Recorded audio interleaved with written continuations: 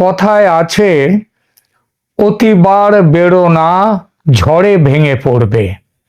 যুক্তরাষ্ট্রের president Trump সাহেব নিশ্চয়ই এই বাংলা প্রবাদটি শোনেননি, তবে ইংরেজিতেও সমার্থক প্রবাদ আছে, কিংবা শুনলেও হয়তো মনে রাখেননি।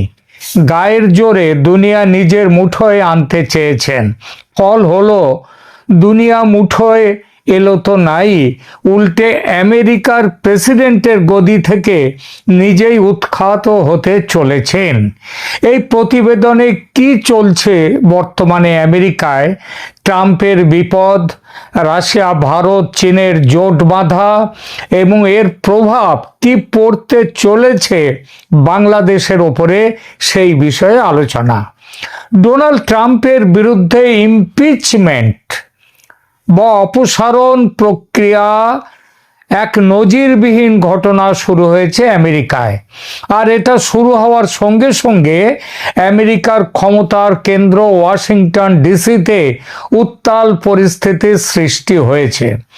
আমেরিকার একজন ফেডারেল বিচারক, যিনি বিচার চলাকালীন অবস্থায় ডোনাল্ড ট্রাম্পের বিরুদ্ধে ইমপিচমেন্টের জন্য মার্কিন কংগ্রেসের কাছে প্রমাণ ইত্যাদি সব পাঠিয়ে দিয়েছেন।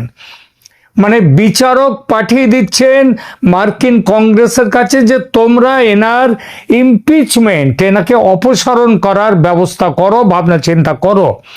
যুক্তরাষ্ট্রের ইতিহাসে আগে কখনো এটা ঘটেনি। বিচারক, ফেডারেল বিচারক এমেট সালিভান, তিনি ট্রাম্পের আইনি দলকে বা উকিলদের যে দল, তাদেরকে আদালত থেকে বের করে দেওয়ার 24 ঘন্টার মধ্যেই এই কংগ্রেসকে এই চিঠি দিয়েছেন। বিচার বিভাগ নিশ্চিত করেছে যে বর্তমানে আদালতে বিচারাধীন মামলার সাথে সম্পর্কিত ইমপিচমেন্ট যোগ্য অপরাধের প্রমাণ হাউস অফ রিপ্রেজেন্টেটিভসে পাঠানো হলো। পরবর্তী আলোচনায় যাওয়ার আগে এই হাউস অফ রিপ্রেজেন্টেটিভ বা মার্কিন সংসদের গঠন ও এখতিয়ার নিয়ে দুটো কথা, সেটা না বললে পরে ঠিক পরিষ্কার হবে না। মার্কিন যুক্তরাষ্ট্রের যে কংগ্রেস বা সংসদ, এটা দুটি কক্ষ নিয়ে গঠিত। একটা হচ্ছে হাউস অফ রিপ্রেজেন্টেটিভস আর একটা হচ্ছে সিনেট। উভয়ের মিলিত ক্ষমতা থাকলেও কিছু ক্ষেত্রে তাদের আলাদা বিশেষ ক্ষমতা রয়েছে। হাউস অফ রিপ্রেজেন্টেটিভ, এটাকে বলা যায় নিম্ন কক্ষ। এটা তৈরি হয় সরাসরি জনগণের ভোটে নির্বাচিত প্রতিনিধিদের, যারা নির্বাচিত হন তাদের নিয়ে। সরকারি ব্যয়ের উপর নিয়ন্ত্রণ সংক্রান্ত কাজ মুখ্যত এদেরই, কিন্তু অন্যান্য অধিকার, আরও অনেক অধিকার আছে, কিন্তু সেসব না বলে যে বিষয়টা নিয়ে এখনকার আলোচনা, সেই ইমপিচমেন্ট করার ব্যাপারে কোন কক্ষের কি ক্ষমতা, সেটাই শুধু বলবো।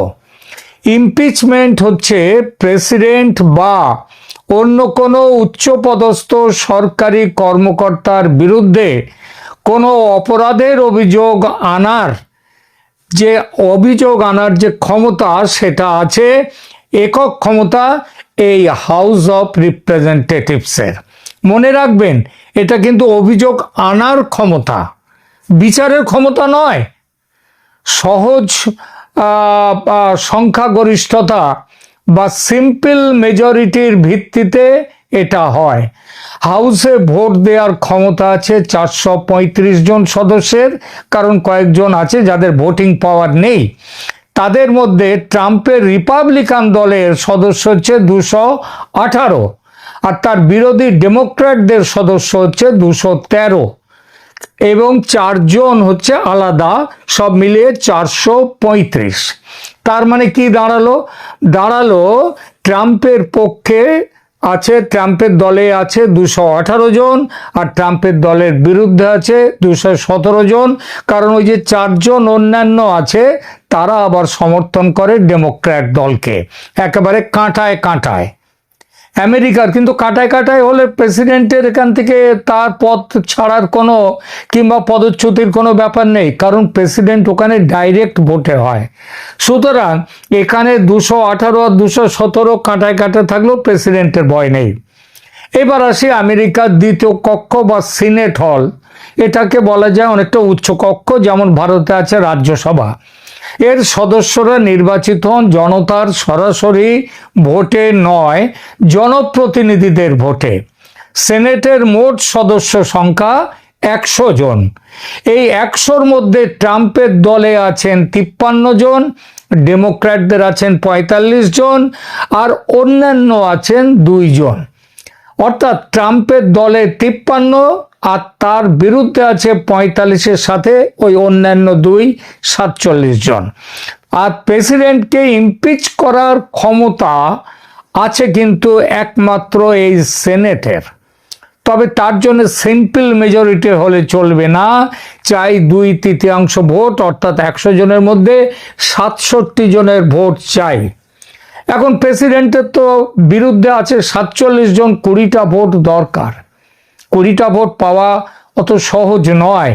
তবু যেভাবে রিপাবলিকানদের মধ্যে বিরোধ জেগে উঠছে ট্রাম্পের বিরুদ্ধে, তাতে এবং যেভাবে ইতিমধ্যে হাউস অফ রিপ্রেজেন্টেটিভে 2 জন তো ট্রাম্পের বিরুদ্ধে চলেই গেছেন, সুতরাং এখানেও সেনেটেও যাওয়ার সম্ভাবনা আছে। তাহলে হাউস তাহলে দাঁড়ালো কি, 67 জনের সমর্থন চাই তাকে ইমপিচ করতে গেলে। হাউস কারো বিরুদ্ধে অভিযোগ আনলে সেনেট আদালত হিসেবে কাজ করে।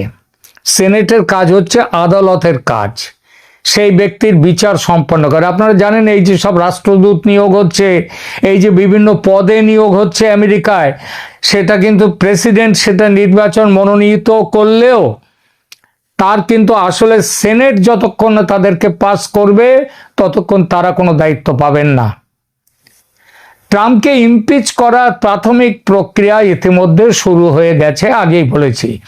হাউস বা নিম্ন কক্ষের যে রেকমেন্ডেশন দেয়া সেটা হয়ে গেছে। ট্রাম্পের দলের সদস্য হচ্ছে 218 জন, তার বিরুদ্ধে আছে 217 জন, কিন্তু ইমপিচ করার প্রস্তাবের পক্ষে সই দিয়েছেন 220 জন।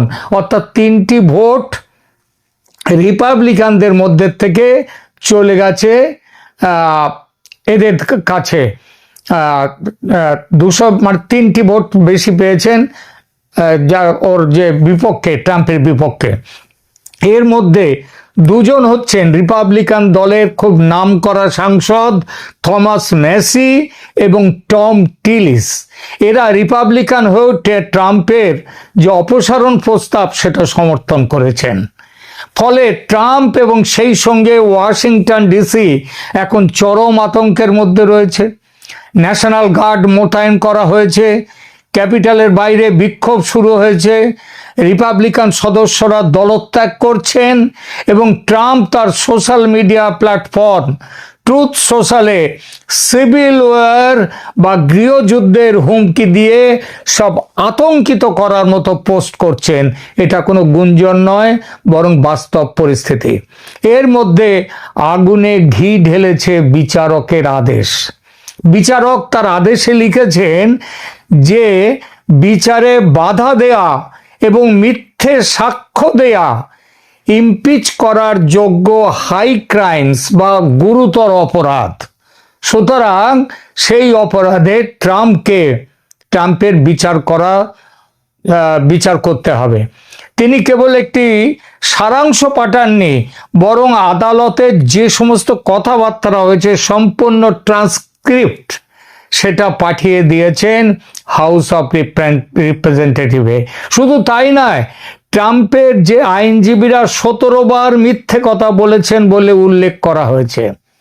এর মধ্যে সৌদি আরবের $40 মিলিয়ন পেমেন্ট সংক্রান্ত ইমেল এবং ট্রাম্পের অডিও রেকর্ডিংও রয়েছে, যেখানে তাকে আদালতের আদেশ অমান্য করতে এবং বিচারকদের হুমকি দিতে শোনা গেছে। ট্রাম্পকে ইমপিচ করা বা অপসারণ করার প্রস্তাব সংখ্যা হচ্ছে ওদের ওখানে হাউসে রেজলিউশন নম্বর 353। এবার বিচারকের এই পদক্ষেপের পর এই সমর্থন এবং এই ইমপিচমেন্টের দাবি আরো নাটকীয়ভাবে বেড়ে গেছে। এখন 220 জন সদস্য এর সপক্ষে আছেন, যা অভিশংসন পাশের জন্য, ইমপিচমেন্টের প্রস্তাব পাশের জন্য যথেষ্ট। থমাস ম্যাসি এবং টম টিলিস তাদের মতো রিপাবলিকানরা, নামী রিপাবলিকানরাও এখন ট্রাম্পের পদত্যাগ বা অপসারণ চাইছেন। প্রতিনিধি সভার সদস্যরা 72 ঘন্টার নিয়ম কার্যকর করেছেন হাউস অফ রিপ্রেজেন্টেটিভ, যার অর্থ, এটা করেছে 9 তারিখে, যার অর্থ 11ই জানুয়ারির মধ্যে ট্রাম্পের ইমপিচমেন্ট নিয়ে ভোট হবে হাউসে। ট্রাম্প আমেরিকার ইতিহাসে প্রথম রাষ্ট্রপতি হতে যাচ্ছেন যিনি 3 বার ইমপিচমেন্টের মুখোমুখি হবেন। এর আগেও তিনি 2 বার হয়েছেন, সেটা পরে বলছি। ভেনেজুয়েলা কাণ্ডের পর যখন বুক বাজাচ্ছেন ট্রাম্প আপন গর্বে, ক্ষমতার গর্বে, তখনই এই আঘাত। আর এর মূলে অনেকটা ভূমিকা আছে ভেনেজুয়েলায় যে কাণ্ড ঘটিয়েছেন সেটা। আমেরিকার সংবিধানে প্রেসিডেন্ট ইচ্ছা করলেই অন্য দেশে হামলা করতে পারেন না, যুদ্ধ ঘোষণা করতে পারেন না, সেনেটের অনুমতি নিতে হয়। ট্রাম্প সেসবের ধার ধারেন না। প্রেসিডেন্ট খুশি মতন শুল্ক ধার্য করতে পারে না। আমেরিকার সংবিধান অনুযায়ী সেনেটের অনুমোদন লাগে। ট্রাম্প সেনেটকে অগ্রাহ্য করছেন। এই সব কিছু হলো দেশের সংবিধান বহির্ভূত কাজ। আর এসবের মধ্যে আরো উল্লেখযোগ্য হচ্ছে ব্যক্তিগত ইগোর জন্য ভারতের বিরুদ্ধে বাণিজ্য যুদ্ধ ঘোষণা করেছেন। 500% যে হুমকি দিচ্ছেন, 500% শুল্ক আরো হবে ভারতের ওপর। এছাড়া তিনি আটলান্টিকে রাশিয়ার তেলের জাহাজ দখল করেছেন। গ্রিনল্যান্ড দখল করার সামরিক ক্ষমতায় গ্রিনল্যান্ড দখলের হুমকি দিচ্ছেন। কানাডা দখল করবেন বলছেন। সব মিলিয়ে বিশ্বকে এক ভয়ঙ্কর পরিস্থিতির দিকে নিয়ে যাচ্ছেন ট্রাম্প। আর এর জন্য ভুগতে হবে ভবিষ্যতে আমেরিকাকেও। ট্রাম্প সেদিন থাকবেন না প্রেসিডেন্ট, কিন্তু আমেরিকাকে এর দায় ভোগ করতে হবে। এরই মধ্যে হাউসের ও সিনেটের প্রতিনিধিদের আলোচনায় উঠে এসেছে বাংলাদেশের নামও। মার্কিন কংগ্রেসের দলমত নির্বিশেষে সদস্যদের বেশ কয়েকজন লিখিত প্রস্তাবে বাংলাদেশে ফ্রি, ফেয়ার অ্যান্ড ইনক্লুসিভ নির্বাচনের দাবি করেছেন। আওয়ামী লীগকে নিয়ে নির্বাচন করার কথা বলেছেন। বাংলাদেশে মৌলবাদী শক্তি, সন্ত্রাসবাদীদের যে বেড়ে উঠছে তার বিরুদ্ধে ব্যবস্থা নেওয়ার কথা বলেছেন। মোহাম্মদ ইউনূস কর্ণপাত করছেন না। তিনি যে কর্ণপাত করছেন না, এই সাহস কোত্থেকে পাচ্ছেন? সেটা পাচ্ছেন ট্রাম্পের কাছ থেকে। ট্রাম্প তার আমেরিকা ফার্স্ট নীতির জন্য পৃথিবীর কোথায় আমেরিকার স্বার্থ সুরক্ষিত রাখা যাবে তার জন্যে মানবাধিকার, সভ্যতা সবকিছু বিসর্জন দিয়েছেন। বাংলাদেশের ইউনূস সরকারের সব কাজকে চোখ বুজে সমর্থন করে যাচ্ছেন। এই জন্যে ইমপিচমেন্টের এই যে তোড়জোড়, তারই জন্যে। এই তোড়জোড় নিয়ে ট্রাম্পের প্রতিক্রিয়াটা কি? এক কথায় বিপজ্জনক এবং অস্থির। তিনি তার ট্রুথ সোশ্যালে সেখানে লিখছেন, গৃহযুদ্ধের হুমকি দিচ্ছেন। তার দলবল এর আগে ভোটে হেরে যাওয়ার পর যেভাবে ক্যাপিটালে গিয়ে সেখানে যেভাবে হাঙ্গামা করেছিল, যার জন্য তিনি এর আগে একবার ইমপিচমেন্টের মুখোমুখি হয়েছেন, আবার সেই রকম হুমকি তার সমর্থকরা দিচ্ছে। এই হুমকিগুলোকে গোয়েন্দা সংস্থাগুলো গুরুত্বের সাথে দেখছে। এছাড়া ট্রাম্পকে অপসারণের জন্য আরো একটা সাংবিধানিক পথ নিয়েও কাজকর্ম চলছে ভেতরে ভেতরে। সেটা কি? সেটা হলো আমেরিকার সংবিধানের 25তম সংশোধনী, 25th অ্যামেন্ডমেন্ট, তার প্রয়োগ নিয়ে ভাইস প্রেসিডেন্টের সাথে ট্রাম্পের মন্ত্রিসভার সদস্যদের গোপন আলোচনার খবরও পাওয়া যাচ্ছে। সেই আলোচনাটা কি? 25 নম্বর সংশোধনীটা কি? মার্কিন সংবিধানের 25তম সংশোধনী মূলত রাষ্ট্রপতির উত্তরসূরি নির্ধারণ এবং রাষ্ট্রপতি যদি তার দায়িত্ব পালনে অক্ষম হন তবে সেই পরিস্থিতি মোকাবিলার একটি আইনি প্রক্রিয়া। 1967 সালে এটি অনুমোদিত হয়। এরই একটা ধারায় আছে, রাষ্ট্রপতি যদি ভাইস প্রেসিডেন্ট এবং মন্ত্রিসভার অধিকাংশ সদস্য মনে করেন যে রাষ্ট্রপতি তার খেয়াল করবেন কথাটা, এইটাই হচ্ছে এই প্রসঙ্গে আরো অনেকগুলো ব্যাপার রয়েছে এই সংশোধনীর, আমি ডিটেলসে যাচ্ছি না, শুধু এই জায়গাটাই বলছি। এই সংশোধনীতে এক জায়গায় আছে, এখানে বলা আছে যদি ভাইস প্রেসিডেন্ট এবং মন্ত্রিসভার অধিকাংশ সদস্য মনে করেন যে রাষ্ট্রপতির দায়িত্ব পালনে শারীরিকভাবে বা মানসিকভাবে অক্ষম, তবে তারা লিখিতভাবে তা কংগ্রেসকে মানে সংসদকে জানাতে পারেন এবং সেটা জানালাবার সঙ্গে সঙ্গেই অবিলম্বে ভাইস প্রেসিডেন্ট প্রেসিডেন্টের ক্ষমতা গ্রহণ করবেন। কোনো ভোটাভুটি নয়, অন্য কিছু নয়। রাষ্ট্রপতি যদি চ্যালেঞ্জ করেন তাহলে কংগ্রেসে 21 দিনের মধ্যে ভোট নিতে হবে, 2/3 ভোটের সিদ্ধান্ত নিতে হবে যে রাষ্ট্রপতি পদে ফিরবেন কি না। অর্থাৎ এর মানেটা দাঁড়াচ্ছে, যদি তার মন্ত্রিসভা সিদ্ধান্ত নেয় যে এনার আর রাষ্ট্রপতি থাকা চলবে না, সে সময় তাহলে ভাইস প্রেসিডেন্ট এসে ক্ষমতা নিয়ে নেবে। এবং যদি প্রেসিডেন্ট সেইটাকে চ্যালেঞ্জ করেন তাহলে 21 দিনের মধ্যে ভোট নিতে হবে সংসদে। 21 দিনের মধ্যে ওই সেনেটেই ভোটটা নিতে হবে, 2/3 ভোটের সিদ্ধান্ত নিতে হবে। ফলে আগামী কয়েকটি দিন তাই মার্কিন গণতন্ত্র এবং রাষ্ট্রপতির পদের ভবিষ্যতের জন্য অত্যন্ত গুরুত্বপূর্ণ। বিচারকের এই পদক্ষেপ প্রমাণ করেছে যে আইন সবার উপরে। ট্রাম্পের ওই যে আমাকে কেউ ছুতে পারবে না, আমি ছেনো মস্তান, এই ধারণা ভেঙে পড়েছে এবং এখন সংবিধান অনুযায়ী বিচারিক প্রক্রিয়া শুরু হয়েছে, যা আর থামানো সম্ভব নয়।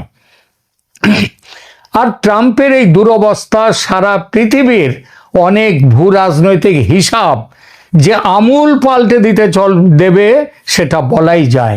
এই পাল্টে যাওয়া পরিস্থিতি নিশ্চিতভাবেই প্রভাবিত করবে ভারতের বাংলাদেশ নীতিকে। ইতিমধ্যে আমি গতকাল ভিডিওতে বলেছি, ভারত বাংলাদেশে নির্ণায়ক ব্যবস্থা নিতে চলেছে। পরিষ্কার করে এর থেকে বেশি বললাম না, বললাম যে নির্ণায়ক ব্যবস্থা নিতে চলেছে ইমপিচমেন্টের। এবং তার মুখে এই কারণেই বড় প্রশ্ন চিহ্নের মুখে দাঁড় করিয়েছে ইউনূসের এবং জামাতের মিলিত ওই যে বাংলাদেশের আগামী নির্বাচন, যেটাকে ওরা রিগিং করে জিতে যাবেন। ইমপিচমেন্টের ফলাফল যাই হোক, একটা ধাক্কা যে ট্রাম্প খেতে চলেছেন সেটা স্পষ্ট। এর আগে দুবার তিনি ইমপিচমেন্টের মুখোমুখি হয়েছেন। প্রথমবার 2019-এ ইউক্রেনের ওপর রাজনৈতিক চাপ সৃষ্টির অভিযোগে, দ্বিতীয়বার 2021-এ ওই 6 জানুয়ারি যেটা ক্যাপিটল হিল ভোটে হেরে যাওয়ার পর দাঙ্গায় উস্কানি দেওয়ার অভিযোগে তাকে ইমপিচমেন্ট করা হয়েছিল। কিন্তু দুবারই দলীয় সদস্যরা কোনো রকমে বাঁচান তাকে। তবে এবার সম্ভাবনা কম, রিপাবলিকানদের মধ্যে ভাঙন স্পষ্ট। এই পরিবেশ পরিস্থিতিতে ভারত রাশিয়াকে কেন ছাড়ে না, রাশিয়ার সাথে বন্ধুত্ব কেন নষ্ট করে না, রাশিয়ার তেল কেনা কেন বন্ধ করে না, তার কিছু প্রমাণ আদি, তার কিছু গুরুত্বপূর্ণ তথ্যাদি আপনাদের সামনে আজকে উপস্থাপন করব। আপনারা জানেন মার্কিন যুক্তরাষ্ট্রের প্রেসিডেন্ট ডোনাল্ড ট্রাম্প ভারতকে সাহায্য করার জন্য একের পর এক শুল্ক আরোপ করেই যাচ্ছে। 25, 50, কোনো কোনো ক্ষেত্রে 100, আরও শোনা যাচ্ছে ভবিষ্যতে সেটা 500 পর্যন্ত করবে। কোনো ব্যাপার না, করতে থাকুক।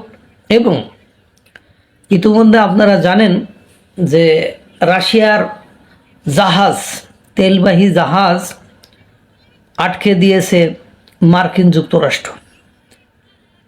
আর সেই জাহাজে যারা ক্রু ছিল তাদের মধ্যে 3 জন ভারতীয়, 2 জন রাশিয়ান, 17 জন ইউক্রেনের।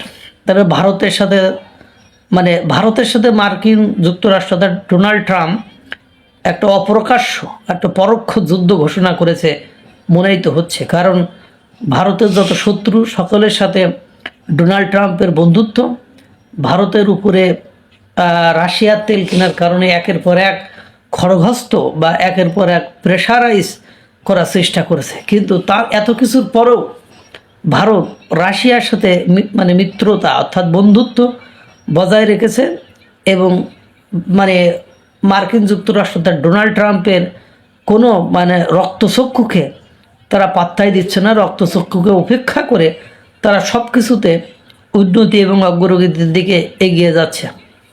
আপনারা জানেন রাশিয়ার এই জাহাজ আটকে দেওয়ার পরে, ভেনেজুয়েলার মাদুরোকে তুলে নিয়ে যাওয়ার পরে ডোনাল্ড ট্রাম্প নিজে পুরো বিশ্বকে একেবারে বিশ্বের 66টি আন্তর্জাতিক সংস্থা থেকে নিজেদের দেশের নাম প্রত্যাহার করেছে এবং বলছে আমি আন্তর্জাতিক আইন মানি না। বিষয়টি এরকম অহংকারের পর্যায়ে চলে গিয়েছে। এর মধ্যে রাশিয়ার ভ্লাদিমির পুতিন এসব ঘটনার ভিতরে রাগান্বিত হয়ে গতকালকে ইউক্রেনে ঘটনা ঘটায় দিয়েছে, অর্থাৎ ইউক্রেনের রাজধানী কিয়েভ একেবারে তছনছ করে দিয়েছে, লেজে গোবরে করে ফেলছে। একেবারে 36টি মিসাইল মেরে দিয়েছে।